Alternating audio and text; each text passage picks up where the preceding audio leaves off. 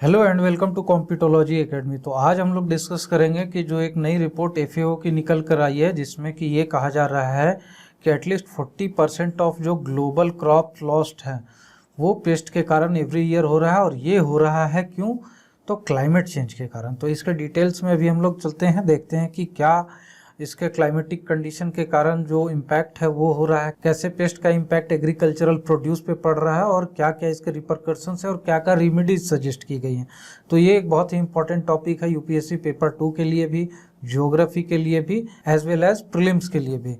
तो हमारे चैनल को सब्सक्राइब कर लें और बेल आइकन को भी दबा दें, क्योंकि जब भी हम न्यू वीडियोस डालेंगे तो उसकी इन्फॉर्मेशन आप तक पहुंचती रहेगी।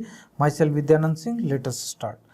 तो सबसे पहले देखिए, सबसे पहले यहाँ पर जो रिपोर्ट है एफएओ का, उसका नाम है scientific review of the impact of climate change on plant pests. ये 2 जून की रिपोर्ट है और इसमें जो कॉस्ट जो एनालाइज किया गया, जो एस्टिमेट किया गया है कि कितना लॉस हो रहा है एनुअली वर्ल्ड वाइड, तो वो लगभग $70 बिलियन का एनुअल लॉस है। और $70 बिलियन कोई कम अमाउंट नहीं होता, एक बहुत बड़ी अमाउंट है। और आप यही समझिए कि वर्ल्ड का जो 40% ऑफ द क्रॉप प्रोड्यूस है वो लॉस हो रहा है, तो कितना बड़ा लॉस है। ये क्रॉप अगर लॉस नहीं होता तो कितने लोगों का फूड सिक्योरिटी इंश्योर किया जा सकता था। थर्ड वर्ल्ड कंट्रीज़ में कितने लोग ऐसे हैं जो कि हंगर रिडन हैं, भूखे ही रह जाते हैं, जिनको प्रॉपर न्यूट्रिशन नहीं मिलता, प्रॉपर फूड नहीं मिलता है। तो ऐसे केस में इस लॉस को रोकना एक बहुत ही इम्पॉर्टेंट चीज़ है। तो यहाँ पे सिर्फ क्रॉप लॉस नहीं हो रहा है, सेकंड चीज़ आप देखेंगे कि यहाँ पर बायोडाइवर्सिटी लॉसेस भी हो रहे हैं, क्योंकि पेस्ट ऐसा नहीं है कि क्रॉप को छांट कर ही उस पर इम्पैक्ट करते हैं, उसी को नुकसान पहुँचाते हैं। क्रॉप्स के अलावा पेस्ट जब भी किसी भी रीजन में इन्वेड करेंगे या किसी रीजन में इम्पैक्ट करेंगे, तो वो वहाँ की बायोडाइवर्सिटी, चाहे वो एक्जॉटिक प्लांट्स हो, चाहे फ्लावर्स हो, कुछ भी हो, जो भी ग्रीनरी है उसको इम्पैक्ट कर सकते हैं। तो यहाँ पर मेनली जो बायोडाइवर्सिटी में फ्लोरा है उसका लॉस होगा ड्यू टू पेस्ट।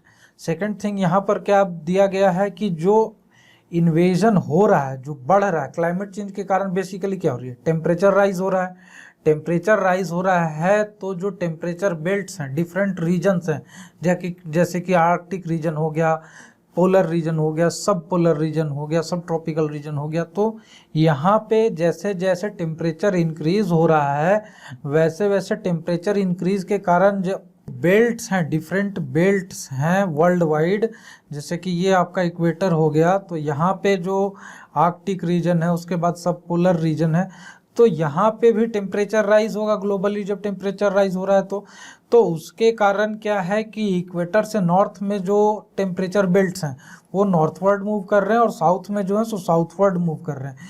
उसके कारण ज़्यादा से ज़्यादा एरिया टेम्परेचर राइज के इम्पैक्ट में आ रहे हैं। और जब टेम्परेचर राइज के इम्पैक्ट में आएंगे तो डिफरेंट पेस्ट्स हैं उनके साथ वो भी मूव करेंगे, और इसके कारण यहाँ पे ये लोग इन्वेड कर रहे हैं इन सब रीजन्स को, जहाँ पर कि पहले पेस्ट्स उतने ज़्यादा नहीं पाए जाते थे, या पेस्ट मिलते भी थे तो बहुत कम हुआ करते थे। अब यहाँ पर दूसरी चीज़ ये कहा जा रहा है कि अनयूजुअल विंटर, वार्म विंटर, तो मेनली वार्म विंटर रहेगा तो वहाँ पर क्या होगा कि आइस की ज़्यादा उतनी फॉर्मेशन नहीं होगी। और जब समर में आइस रिट्रीट करेगा तो वो कुछ ज़्यादा ही रिट्रीट करेगा, क्योंकि फॉर्मेशन पहले ही कम हो चुकी है, टेम्परेचर अनयूजुअली राइज हो रहा है। तो उसके कारण 1-2 सीजन में ही जो पेस्ट्स हैं वो इन्वेड कर देंगे इस रीजन को, और एक बार एक्लेमेटाइज हो गए, मतलब कि एक बार उस रीजन में पहुंच गए, पोलर रीजन या सब पोलर रीजन, आर्कटिक रीजन वगैरह में, तो उसके बाद इनके साथ परिस्थिति ये हो जाएगी कि वहाँ पर ये एक्लेमेटाइज हो जाएंगे, उस सीजन में, उस क्लाइमेटिक जोन में रहने के काबिल बन जाएंगे, अपने आप को अडप्ट कर लेंगे, उस कंडीशन में ढाल लेंगे, और उसके बाद फिर वहाँ पर ये कोलोनाइज कर लेंगे, उस रीजन में स्टेब्लिश हो जाएंगे, और उसके बाद वहाँ पर नुकसान चालू हो जाएगा। उसके बाद यहाँ पर क्या कहा जा रहा है कि weather is second most important factor for emerging plant diseases after global trade. तो एमर्जिंग प्लांट डिजीजेस क्या है? इमर्जिंग प्लांट डिजीजेज वो डिजीजेज हैं जो कि किसी रीजन में पहले नहीं पाए जाते थे और अब धीरे धीरे वो दूसरे रीजन्स में जहाँ पर वो पहले नहीं पाए जाते थे वहाँ भी मिलने लगे। तो सबसे पहले जो पेस्ट का स्प्रेड आउट होता था, वो प्लांट डिजीजेस का स्प्रेड आउट जो होता था वो सबसे पहले ग्लोबल ट्रेड के कारण होता था। जो ग्रेन्स का ट्रेड है या फूड प्रोडक्ट्स का जो ट्रेड है फूड ग्रेन्स का, उसके कारण उन फूड ग्रेन्स के साथ जो डिफरेंट प्लांट डिजीजेस थे वो भी दूसरे रीजन में पहुंच जाते थे और फिर वहां पर वो स्प्रेड आउट हो जाते थे। लेकिन अब यहाँ पर second most factor after global trade क्या बताया जा रहा है, वो है क्लाइमेट चेंज, यानी कि वेदर का जो चेंज हो रहा है उसके कारण यहाँ पर जो इमर्जिंग प्लांट डिजीजेज हैं वो बढ़ते जा रहे हैं। नई नई तरह की समस्याएं खड़ी हो रही हैं, फार्मर्स के लिए नए नए तरह की बीमारियां इमर्ज हो रही हैं। तो इससे भी जो ग्लोबल लॉस है फूड प्रोडक्ट्स का और फूड ग्रेन्स का, एग्रीकल्चर का, वो बढ़ता जा रहा है। उसके बाद यहाँ पर देखिए, climate change will increase the risk of paste spreading in the agriculture and forestry ecosystem. तो सिर्फ एग्रीकल्चरल लॉसेज यहाँ पर नहीं होंगे, फॉरेस्ट्स जो हैं, जो एग्जॉटिक प्लांट्स हैं और ये सारी चीज़ें हैं, वहाँ पर भी ये इम्पैक्ट होगा। ये हमने पहले ही देखा कि ज़्यादा इम्पैक्ट किस रीजन में होगा, Arctic region, boreal region, temperate region और सब ट्रॉपिकल रीजन। ये सारे जो रीजन्स हैं वो ठंडे जगह हैं और यहाँ पर टेम्परेचर राइज जैसे जैसे होगा वैसे वैसे इनका इम्पैक्ट बढ़ता जाएगा और वहाँ पर इकोसिस्टम डिस्टेबलाइज होगा बिकॉज ऑफ पेस्ट इन्वेजन और एग्रीकल्चरल लॉसेस। ठीक है, तो यहाँ पर जो दो मेन, जैसे कि 15 फैक्टर्स पे 15 पेस्ट पे स्टडी किया FAO ने। FAO की एक टीम है इटली बेस्ड, उसने ये स्टडी की है आर्कटिक और सब पोलर रीजन्स और बोरियल रीजन्स में। तो उन्होंने ये 15 जो फैक्टर्स पे स्टडी किया उसमें सबसे ज़्यादा जो इन्वेजिव पाए जा रहे हैं वो फॉल आर्मी वार्म है। ये देखिए, ये फिगर है फॉल आर्मी वार्म का और ये बेसिकली फीड करते हैं मेज पे, मिलेट पे और एक दो क्रॉप्स पे। तो मेज और मिलेट पे सबसे ज़्यादा ये इम्पैक्ट करते हैं। और आप लोगों को पता है कि मेज और मिलेट की खेती जो सब पोलर रीजन है, आर्कटिक रीजन में तो खेती होती ही नहीं है, सब पोलर रीजन और टेम्परेट रीजन में इन्हीं की खेती ज़्यादा होती है। और जैसे जैसे टेम्परेचर राइज हो रहा है इनका सर्वाइवल रेट बढ़ता जा रहा है और वहाँ पर ये लोग ज़्यादा इन्वेस्ट कर रहे हैं। और सेकंड चीज़ क्या है कि ग्लोबल ट्रेड भी जो मेज और मिलेट का है वो बहुत ज़्यादा है, उसके कारण भी इनका स्प्रेड आउट ग्लोबली बढ़ता जा रहा है। सेकंड यहाँ पर क्या है, टेफेराइडिट फ्रूट फ्लाइज। तो ये एक मक्खी टाइप की फ्लाइज हैं, ठीक है।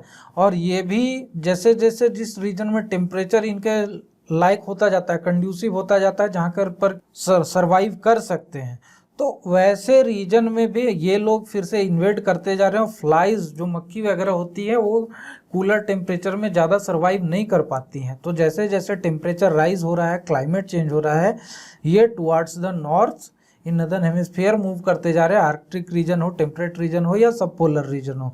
और ये जो हैं बेसिकली आपके जो फ्रूट ऑर्चिड्स हैं उन सब रीजन में, जहाँ पर कि इनको ये बेसिकली फीड करते हैं फ्रूट्स पे, फ्रूट ऑर्चिड्स को ये इन्वेड कर रहे हैं और वहाँ पर फ्रूट्स प्लांट्स का लॉस बढ़ता जा रहा है। तो ये भी एक बहुत बड़ा इशू है। सेकंड थिंग, यहाँ पर जो सबसे ज़्यादा डेंजरस चीज़ इन्होंने बताई है कि डेजर्ट लोकोस्ट। डेजर्ट लोकोस्ट क्या है, टिड्डे हैं। ये देखिए इनका ये एक सिंगल टिड्डे का फोटो है और यहाँ पर देखिए जब ये पूरा ट्रेवल करते हैं तो एक झुंड में ट्रेवल करते हैं और ये एकड़ के एकड़ खेती को कुछ ही घंटों में चट कर जाते हैं। तो यहाँ पर अभी पिछले साल हमने न्यूज़ में भी देखा था कि कैसे पाकिस्तान में, राजस्थान में, हरियाणा के रीजन में, इन सब जगहों पर लोकोस्ट का अटैक हुआ था, टिड्डों का अटैक हुआ था और वहाँ पर एकड़ों एकड़ खेती जो है बर्बाद कर दी थी इन लोगों ने। और इनका जो रूट है ये एक माइग्रेटरी पेस्ट है, ठीक है। ये डेजर्ट रीजन में जब टेम्परेचर कम रहता है तो उस समय इन सब रीजन से, जो अलग रीजन से सेमी एरिडिया रीजन्स हैं वहाँ से या नदर्न प्लेन्स रीजन से हट जाते हैं, ये डेजर्ट में जाके सेटल हो जाते हैं। और जब इन सब रीजन में टेम्परेचर बढ़ता है, इनके सर्वाइवल के लायक टेम्परेचर हो जाता है, तब वहाँ पर ये इन्वेड करते हैं और इनका जो ज्योग्राफिकल डिस्ट्रीब्यूशन है, इनका रूट जो है वो चेंज होता जा रहा है क्लाइमेट चेंज के कारण। क्योंकि नदर्न प्लेन्स में आप देखेंगे कि अभी क्लाइमेट चेंज जब जब से बढ़ता जा रहा है, जैसे जैसे टेम्परेचर राइज हो रहा है नदर्न प्लेन्स का, वैसे वैसे यहाँ पर की जो समर हाई है, समर का जो मैक्सिमम टेम्परेचर है वो बहुत ज़्यादा बढ़ता जा रहा है। एवरेज टेम्परेचर से लगभग 2 से 3 डिग्री सेल्सियस का डिफरेंस आ रहा है। तो ऐसे सिचुएशन में ये टिड्डे जो हैं इनका भी माइग्रेटरी रूट चेंज होता जा रहा है और ये इन सब रीजन्स में इन्वेट ज़्यादा कर रहे हैं। अब इसके रेमेडीज़ क्या है? तो FAO ने बताया है कि सबसे पहले तो integrated farming, environment friendly integrated जो पेस्ट मैनेजमेंट है उसे यूज़ कीजिए। क्योंकि देखिए, जब भी हम लोग केमिकल पेस्टिसाइड्स वगैरह यूज़ करते हैं तो वो ऐसा नहीं है कि वो सिर्फ पेस्ट को अफेक्ट करता है, साथ में सॉइल को भी इफेक्ट करता है और उसके कारण सॉइल में जो बाकी के ग्रीनरीज हैं उनका भी लॉस होता है और उसके कारण यहाँ पर क्लाइमेट चेंज भी हो सकता है। और इन्होंने कहा कि ऑर्गेनिक पेस्ट मैनेजमेंट का इस्तेमाल करने से ज़्यादा फायदा होगा और यहाँ पर पेस्ट कंट्रोल बेटर हो पाएगा। और कुछ केसेस में क्या होता है कि कुछ दिनों तक पेस्ट कंट्रोल होने के बाद किसी भी पेस्टिसाइड से जो पेस्ट्स हैं वो भी अडॉप्ट कर जाते हैं और उसके बाद फिर उनका इम्पैक्ट धीरे धीरे कम हो जाता है और फिर डिफरेंट टाइप्स के हायर लेवल के जो पेस्टिसाइड्स हैं उनकी ज़रूरत पड़ती है। तो इस केस में इन्होंने रिकमेंड किया है कि integrated pest management is the better option. Second thing क्या है कि यहाँ पर इन्होंने कहा है implement international plant health standards. तो इंटरनेशनल प्लांट हेल्थ स्टैंडर्ड्स जो है FAO के तरफ से रिकमेंड किया गया था और बहुत सारे कंट्रीज़ ने इंटरनेशनली इसे एक्सेप्ट भी किया है। तो इस नॉर्म्स और इस स्टैंडर्ड्स को जो कंट्रीज़ हैं वो इंटरनेशनली अगर एक्सेप्ट कर लेते हैं तो यहाँ पर ये इम्पैक्ट इसका कम किया जा सकता है। थर्ड थिंग यहाँ पर है, इन्होंने कहा है कि इंटरनेशनल प्लांट प्रोटेक्शन कन्वेंशन एक अग्रीमेंट हुआ था डिफरेंट कंट्रीज़ के बीच में और इसे लगभग 180 कंट्रीज़ ने एक्सेप्ट भी किया है और साइन भी किया है इस ट्रीटी को। तो इसे भी प्रॉपरली लेटर एंड स्पिरिट में जो इम्प्लीमेंट अगर करते हैं हम लोग तो यहाँ पर पेस्ट कंट्रोल किया जा सकता है और फूड लॉसेस और क्रॉप लॉसेस की रोकथाम हो सकती है। तो इन सब चीज़ों पे ध्यान देना ज़रूरी है डिफरेंट कंट्रीज़ को और जो पॉलिसी मेकर्स हैं वो इन्हीं सब चीज़ों को ध्यान में रखते हुए अगर पॉलिसी इम्प्लीमेंट करते हैं, पॉलिसी फॉर्मुलेट करते हैं और फार्मर्स जो हैं पॉलिसीज़ को लेटर एंड स्पिरिट में फॉलो करते हैं, सही तरीके से उनका अनुपालन करते हैं तो फूड लॉसेस और क्रॉप लॉसेस जो है फूड ग्रेन की लॉसेस कम की जा सकती हैं। तो ये एक बहुत ही इम्पॉर्टेंट टॉपिक है, इसमें डिफरेंट क्वेश्चंस भी आ सकते हैं। हो सकता है कि आपको क्वेश्चन मिल जाए कि ये जो रिपोर्ट है इसका नाम देकर पूछ लें कि ये किस ऑर्गेनाइजेशन ने दिया था, तो ये FAO है, या फिर क्लाइमेट चेंज से कितने क्रॉप लॉसेस हो रहे हैं, क्या उसका इम्पैक्ट है, इन सब चीज़ों पे क्वेश्चन आ सकती है। तो आगे इन सब चीज़ों पे फिर हम लोग डिस्कस करेंगे बाद में। हमारे सोशल मीडिया चैनल्स पे हमें फॉलो करें, हमारे वेबसाइट पर डिफरेंट कोर्सेज चल रहे हैं उसे भी आप ज्वाइन कर सकते हैं। हमारे चैनल को सब्सक्राइब कर लें और बेल आइकन को भी दबा दें ताकि जब भी हम नई वीडियोस डालें उसकी इन्फॉर्मेशन आप तक पहुंचती रहे।